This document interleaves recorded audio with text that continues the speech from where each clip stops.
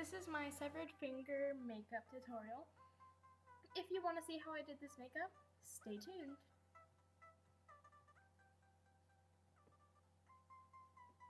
So first you're going to take some spirit gum and apply it to the knuckle. Do keep in mind that throughout this video, I actually do not like the turnout that much. It was kind of bad. You're going to take some nose and scar wax and create a ball. I actually put too much wax into my ball, so yeah. The actual name of this is hanging finger tutorial, something like that. I will link the girl's video down in the description, but yeah, I put too much wax, so it ended up as a severed finger and not a hanging finger because I ruined the illusion. But once you finally get your ball of wax, which I do finally get in a second here. Yep, that's a ball. You're gonna make sure that your spirit gum is tacky, and then firmly press it to the spirit gum. Make sure it's actually stuck on there. So now you're gonna really work the wax down onto the finger to blend it out better. This actually is really easy, especially if you have a good skin toned ball of wax. So yeah, that really helps, but this takes a lot of work.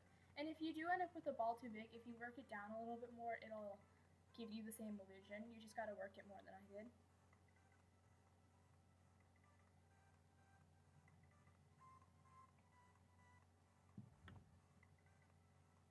Then you're gonna scrape off all the extra to help blend it better, because as you can see down by his fingertip, it's kind of messy and that's not gonna blend well.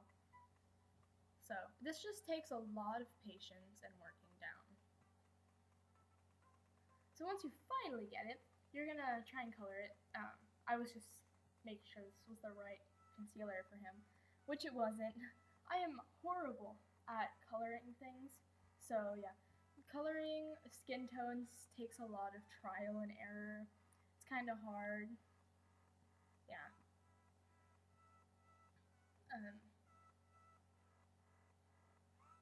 Just try different things. My dad has really pinky skin, so we take the Skin Illustrator Onset palette and take the Rose Adjuster too and add that into the concealer, hoping that it helps. And it kind of does, but honestly it doesn't make that much of a difference. So just keep trying until you finally get it. Use different sponges for different textures and different blending techniques.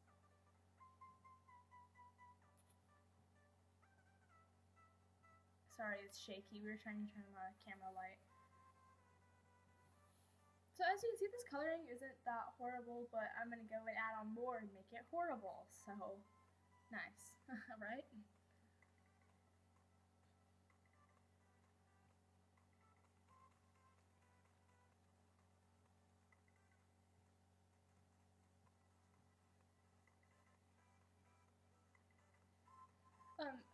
It would actually have been a really good idea to add in some knuckle lines, like the wrinkle lines, maybe to give it a more realistic effect.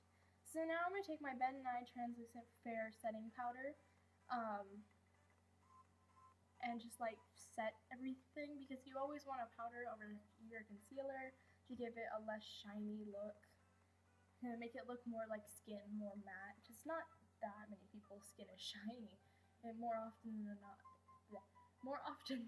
it's actually matte. So, oh look, I go and add some more, and it's nice.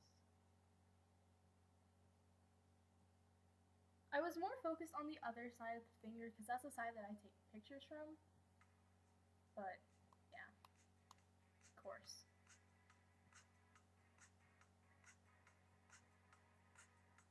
So now you're gonna cut straight down the middle, like with your spatula down all the way to their finger.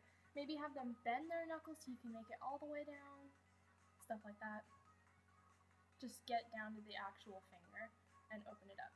And then adjust the sides if you end up with a thing like I do that's like poking upright. So now I'm going to use Blood Tone and Aged Blood to get the muscle color in there. And as you can see that I've added some texture to the inside of the wax. Sorry I put my hand in the way. Putting some red around the side will not only give it an irritated look, but also help when you put the blood on, make it look like it's more bloody. Because, you know, you always love blood when you're doing gore, right? So just work. Coloring is a lot of trial and error, like I said, not only for skin, but for muscle colors and blood.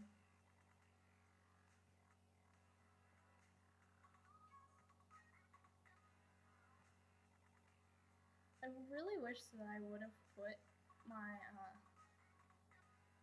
palette into the camera shot, but I didn't think that through.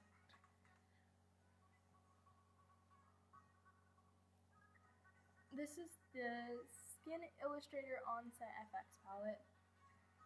That because I probably did not say it. So now I'm gonna use the black and add to that, and I'm sorry you didn't really get to see that. I'm just gonna use black to add some depth.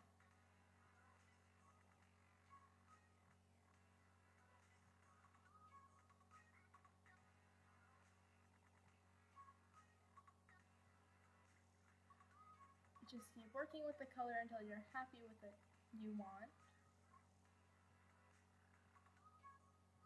And as you can see, there's polka dots on my hand, because when I mix on my palette, I always test it on my skin color, because my skin color is actually really similar to my dad's, so I test it to see if I like that color.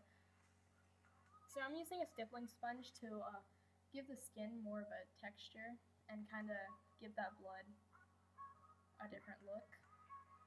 So just adding that texture all over the wax helped give it like skin wrinkles and stuff.